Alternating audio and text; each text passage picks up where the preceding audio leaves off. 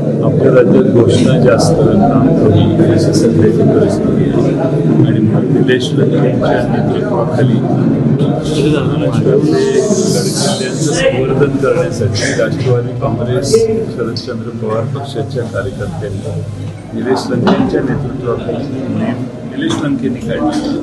आपला मावळा या सदराखाली आम्ही अनेक किल्ल्यावर गेलेलो आता आणि त्या ठिकाणी स्वच्छता, वनीकरण करणे, झाडं लावणे, त्या ठिकाणच्या बऱ्याच गोष्टी ज्या जुन्या अतिशय जीर्ण अवस्थेत आहेत त्या थोड्याशा करण्याचा छोटासा प्रयत्न. असे सगळे कार्यक्रम उपक्रम हे गडावर गेल्यावर निलेश लंकेंच्या बरोबरचे त्यांचे सगळे सहकारी करत असतात. दिवसभर हे काम होतं.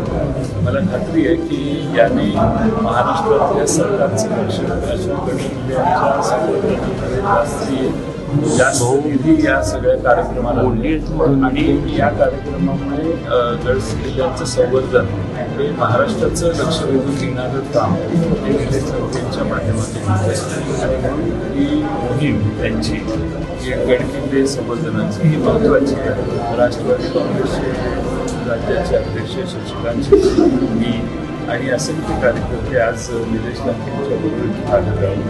खासदार असून देखील ते महाराष्ट्रातल्या वेगवेगळ्या भागाचं अशा प्रकारच्या गडकिल्ल्यांच्या संवर्धनाचा पुढाकार घेतो ही एक आनंदाची बातमी आहे. आणि मला खात्री आहे की केंद्र सरकारमध्ये देखील त्यांनी या संदर्भात आवाज उठवायला सुरुवात केलेली आहे